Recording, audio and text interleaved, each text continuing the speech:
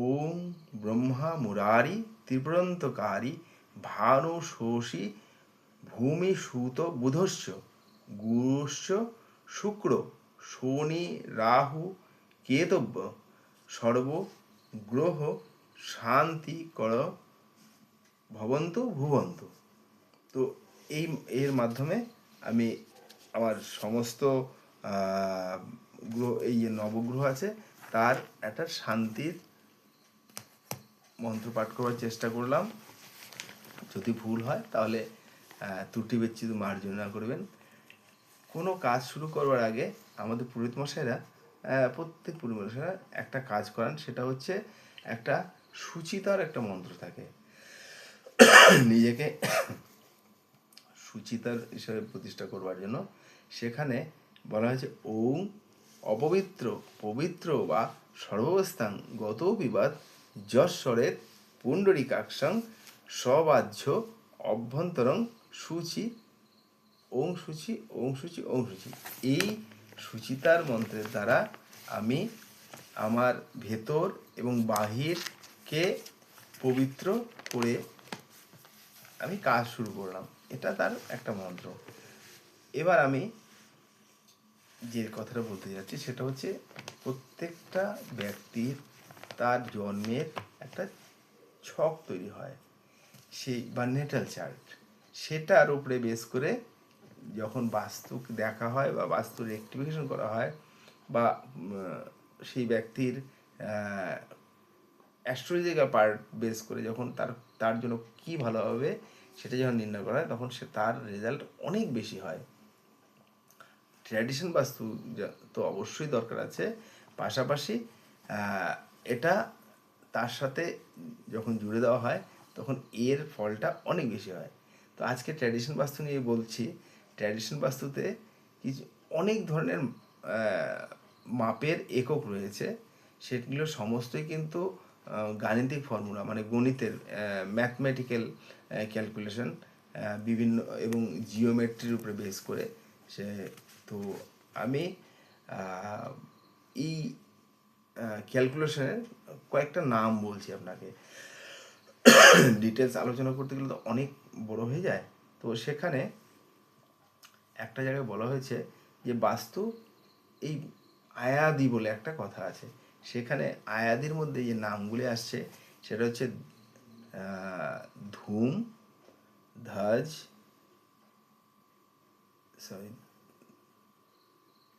সিংহ, Schwann, বৃষ, খর, ধ্বংস। তাহলে এই যে নামগুলো, এই নামগুলো আবারও বলছি: ধ্বজ, ধূম, সিংহ, সোয়ান, বৃষ, খর, গজ, ধ্বংস। তাহলে এগুলো কি? এগুলো হচ্ছে একটা প্যারামিটার, যে এই যে ম্যাথমেটিক্যাল ক্যালকুলেশন বললাম তার উপরে বেস করে যে তার ম্যাথমেটিক্যাল ক্যালকুলেশন করার পরে যে তার রেজাল্ট বেরোয় তার এক একটা নাম। এবার ধ্বজ, ধ্বজ মানে হচ্ছে ফ্ল্যাগ, ধূম মানে হচ্ছে স্মোক, সিংহ মানে হচ্ছে সিংহ বলতে পারেন, সোয়ান, এই যে এই ধরনের যে ধ্বজ, ধূম, এটার একটা বড় বিশ্লেষণ রয়েছে। তো আমি সেই বিশ্লেষণে দিয়ে যাচ্ছি না। এবং পাশাপাশি আরও কিছু জিনিস রয়েছে এখানে, সেটা হচ্ছে ধরুন যে গৃহ যখন নির্মাণ হয়, সেই গৃহ নির্মাণের সময় সবার সকল গ্রহ যে বলবান থাকবে এমন নয়। তখন দেখা যাচ্ছে কোনো নিজ গ্রহ থাকতে পারে, বক্রী গ্রহ থাকতে পারে, বালক অবস্থা হতে পারে, অতি বৃদ্ধ অবস্থা হতে পারে। তো সেখান থেকে কি করে করা হবে? তাহলে সেখানে আমাদের শাস্ত্রে বর্ণিত, সেখানে তখন গ্রহাদির পূজা অর্চনা করে নির্দিষ্ট পদ্ধতিতে তারপরে সেটা শুরু করা যেতে পারে। যেমন কিছু কিছু জিনিস, রিক্তা তিথি বর্জনীয়, চতুর্থী, অমাবস্যা, নবমী, এই যে অশুভ যোগগুলো আছে এগুলোকে বর্জন করতে হবে, করে তারপরে সেটাকে করা যায়। এবং স্তম্ভ বা পিলার আরম্ভের জন্য যে সমস্ত নক্ষত্রগুলোকে শুভ বলে ধরা হয়, সেই সমস্ত নক্ষত্রগুলোর বিচার করে নিয়ে তার শুরুটা করতে হবে, তাতে তার রেজাল্ট অনেক ভালো পাওয়া যাবে। তো এর পাশাপাশি আরও কিছু আছে, সেগুলো হচ্ছে দেখুন বাস্তুর ক্যালকুলেশন প্রচুর, মানে একদিনে বলে বা একসাথে বলে শেষ করা যাবে না। তো আমি চেষ্টা করব আবারও কিছু বলতে। তো আজকের একটা জিনিস শেয়ার না করে পারছি না।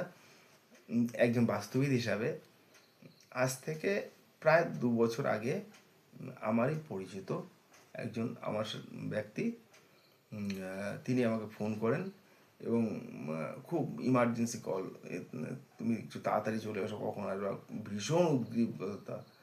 তো আমার তখনই মনে হলো যে কিছু একটা ব্যাপার হয়েছে। তো আমি যথারীতি তার ডাকে সাড়া দিয়ে তার এখানে গেলাম। তো ভদ্রলোক এবং তার স্ত্রী খুবই মানে ইসে হয়ে বসেছিলেন যে কতক্ষণে আমি গিয়ে তার কাছে পৌঁছবো। তার ভেতরে সেটাই কাজ করছিল।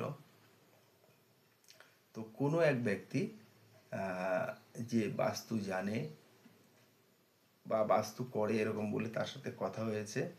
তো তিনি যা যা বলেছেন ওনাকে, তো সেটা তে ওনারা ভীষণভাবেই মানে ভীতিগ্রস্ত হয়েছিলেন। কারণ তার আগে তার বাড়িতে কিছু দুটো ঘটনা হয়েছিল, যে ঘটনা দুটো তার মনের মধ্যে ভীষণভাবে দাগ কেটেছিল। তো আমি যখন যাই এবং সেখানে যাওয়ার পরে স্যাটেলাইট ম্যাপিং করি, কারণ স্যাটেলাইট ম্যাপিং ছাড়া এটা হয় না। বাস্তু করতে গেলে একটুখানি আধুনিকতার যে টুলসগুলো আছে সেগুলোকে অবশ্যই দরকার, কারণ সেখানে কত টিল্টেড কী আছে বা তার পজিশন কী আছে সেগুলো দেখার ব্যাপার থাকে। তো সেগুলো করার পরে এবং তার পুরো বাড়িটাকে যখন ঘুরে আমি দেখি এবং সেখানে আমাদের যে যে পদ্ধতিতে দেখার দরকার সেগুলোকে আমরা দেখি এবং সেখানকার এনার্জি টেস্ট করি ডাউজিংয়ের মাধ্যমে। তো সেটা করে দেখার পরে তখন আমার যেটা মনে হয়েছিল যে ওই ব্যক্তিকে প্রাথমিকভাবে যেটা দিতে হবে সেটা হচ্ছে তার মানসিক শান্তি। কারণ তার মধ্যে যে উচাটন ভাবটা রয়ে গেছে সেটা তার আরও অনেক বড় ক্ষতি করে দেবে। তার এই বাস্তুর যে ডিফেক্ট রয়েছে তার থেকেও বেশি ক্ষতি করে দেবে তার মানসিক কারণে। তো তার কারণ তার কাছে যে ইনফরমেশনটা পৌঁছেছে সেটা আমার দৃষ্টিতে হ্যাঁ খারাপ থাকলেও ওভাবে বলার নয়। সেটা খারাপ থাকতে পারে, আমি তো বিধাতা নই যে আমি সব জেনে বসে আছি। তো আমি তখন ঠিক করলাম যে তাকে প্রাথমিকভাবে একটা জিনিস দিয়ে আসবো, সেটা হচ্ছে তাকে আগে শান্ত করাবো, যে সে মানসিক দিক থেকে শান্ত হোক। তো সেটাই তখন চেষ্টা করে এসেছিলাম। তো আমি খালি এতটুকু বলেছিলাম ভগবান যা করে সব কিছু ভালো করে। কিছু কিছু তাকে বলে জিনিস বলে দিয়ে এসেছিলাম যে এটা এইভাবে করো, ওটা এভাবে রাখো। তো সেটা করেছিলেন সে সময় তিনি যতটা সম্ভব হয়েছিল ওই সময়। দীর্ঘ প্রায় 2 বছর পরে লাস্ট মান্থে আমার সাথে আবার যোগাযোগ করে যে তুমি আমাদের এখানে এসো আবার, আমার দরকার আছে তোমাকে। কারণ সেই সময় যে তার বিল্ড আপ সেটা পূর্ণ কমপ্লিট করতে পারেনি। তো সেটার মধ্যে আরও কিছু কনস্ট্রাকশন ওয়ার্ক বাকি আছে এবং যে সমস্ত জায়গাগুলো বাস্তুর দিক থেকে ডিফেক্টিভ মনে হয় সেগুলোকে তুমি বলো এবং আমার ঠিক করার ব্যবস্থা করি। তো যথারীতি আজকে গেলাম ওখানে, গিয়ে তার সাথে কথা হলো। তার বাড়ির এনার্জি লেভেল মাপলাম আমি ডাউজিং টেকনিকে, যেটা আমি সবসময় করে থাকি ডাউজিং টেকনিক। সেই ডাউজিং করে তার এনার্জি লেভেল মেপে টেপে দেখলাম।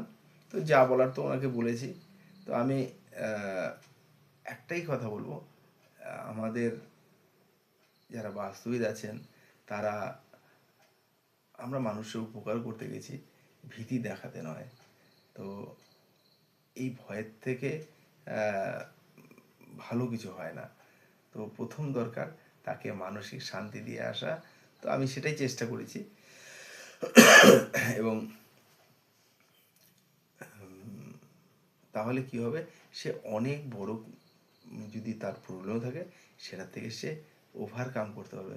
তাই মানসিক শক্তিটা দেওয়া একজন কনসালটেন্টের পক্ষে বা বাস্তুবিদের জন্য এটা কিন্তু ভীষণ জরুরি। আর আরেকটা কথা বলতে যাচ্ছি, সেটা হচ্ছে বাস্তু যখন কারো অ্যাস্ট্রোলজিক্যাল চার্ট দেখে বিচার করে করা হয়, তার কিন্তু এফেক্ট অনেক বড় হয়, যেটা নর্মালি বাস্তুতে আজকে ঈশান কোণে এটা, অগ্নিকোণে ওটা, বা এইভাবে যেটা করা হয় তার থেকে অনেক বেশি এফেক্টিভ হয় হচ্ছে যে যদি তার সমস্ত দেখে করা হয়, তা এক কথায়